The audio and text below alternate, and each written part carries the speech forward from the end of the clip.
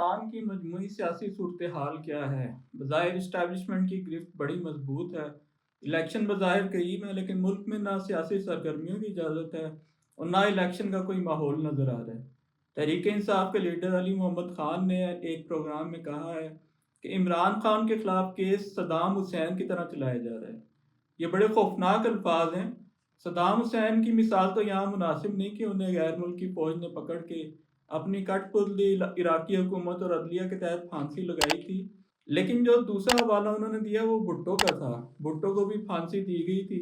عمران خان پر بھی جن دفعات کے تحت کیس چلایا جا رہا ہے ان میں عمر قید اور پھانسی ہو سکتی ہے۔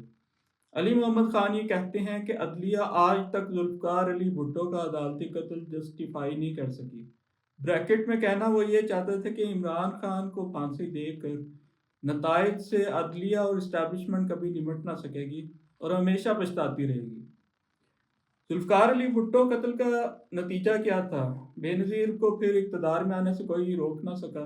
بعد ازاں مشرف نے جب بڑی بے رحمی سے بے نظیر کو درکار سیکیورٹی دینے سے انکار کیا اور وہ قتل ہو گئی، تو آصف علی زرداری اس وقت سے کسی نہ کسی شکل میں اقتدار میں ہے۔ آپ ایک لیڈر کو قتل کر سکتے ہیں لیکن سیاست سے اسے بے دخل زبردستی نہیں کر سکتے۔ لیکن بات یہ ہے کہ اسٹیبلشمنٹ اس ملک میں ہر قسم کے تجربے کرنے کے لیے آزاد ہے۔ جیسے کبھی نواز شریف کو اس نے سیاست میں متعارف کرایا تھا، اسی طرح آج پرویز خٹک، جہانگیر تین اور علیم خان کو متعارف کرایا جا رہا ہے۔ ان لوگوں کو اس لیے بھی متعارف کرایا جا رہا ہے کہ نواز شریف کو واضح اکثریت نہ مل سکے، وہ بھی اسٹیبلشمنٹ کی بیساکھیوں کے محتاج ہی رہے۔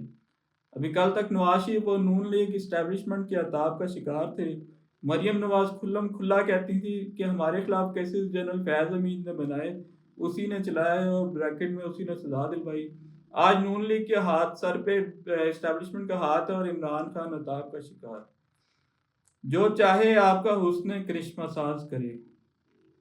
عمران خان کی حکومت گرا کے نئی حکومت بنائی گئی تو کتنا نقصان ہوا۔ ڈالر اس وقت 178 کا تھا، پھر 300 سے اوپر نکل گیا۔ ہمارا قرض ہے 126 ارب ڈالر۔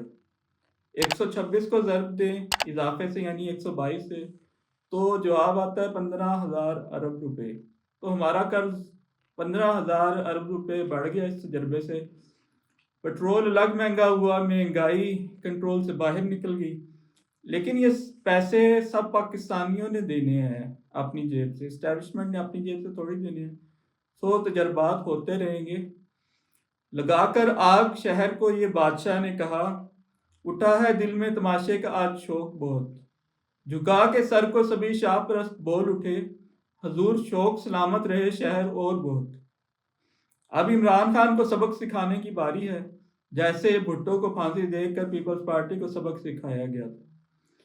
سینٹ میں فوجی عدالتوں پر سپریم کورٹ کی رولنگ کے خلاف قرارداد منظور ہوئی ہے۔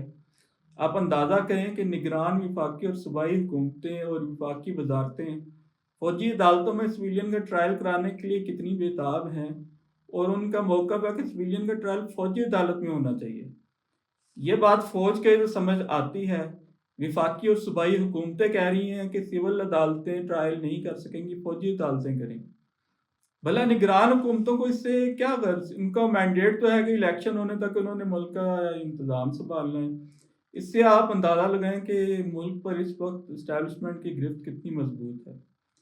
اسی طرح فیض آباد دھرنا کیس کے فیصلے میں جب جسٹس فائز عیسیٰ نے اداروں کے کردار کی طرف اشارہ کیا تھا، تو اسی طرح اس فیصلے کے خلاف اپیلیں کروائی گئی تھیں جیسے آج کروائی جا رہی ہیں، اور وہ اپیلیں اسٹیبلشمنٹ نے حال ہی میں واپس لی ہیں۔ چیف جسٹس فائز عیسیٰ کے چیف جسٹس بننے کے بعد شیخ رشید نے بھی اسٹیبلشمنٹ یعنی قمر باجوہ صاحب کے کہنے پر اپیل دائر کی تھی اور موجودہ اسٹیبلشمنٹ کے کہنے پر واپس لے لی ہے۔